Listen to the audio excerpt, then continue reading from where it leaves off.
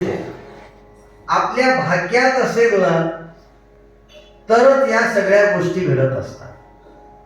आज तुमच्या आमच्या असलेल्या आयुष्यातील भाग्याचा दिवस,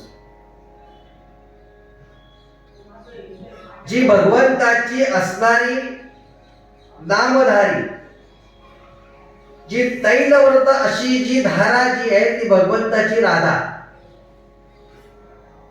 तुमच्या आमच्या सगळ्यांना जी गुरु समान आहे. या भागवताचे जे मुख्य जे आहेत वाचक, शुकदेवांची सुद्धा ती परात्पर गुरु आहे बरं का. आज राधाष्टमी आहे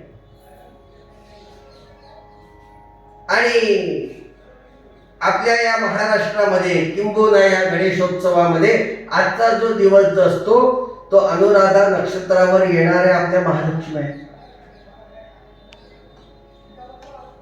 आणि भागवताचं सुरुवात ज्याच्यातून करायची असते ते गोकर्ण ही आजच आहे. त्यामुळे हा त्रिवेणी संगम जो आहे तो या गंगेच्या काठावर मुरलीधर मंदिरामध्ये करण्याचं भाग्य हे तुम्हाला आम्हाला मिळालेलं आहे.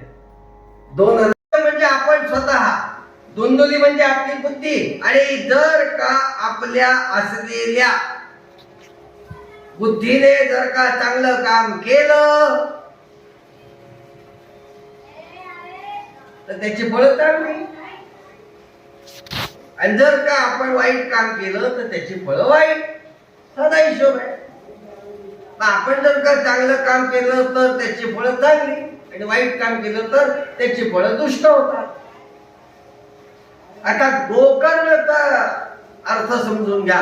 गो म्हणजे ज्ञान आणि कर्ण म्हणजे बहुश्रुत ऐकलेला, पुष्कळ ऐकलेलं. असं जो पुष्कळ ऐकलेलं जे असतं त्याला गोकर्ण असं म्हणतात.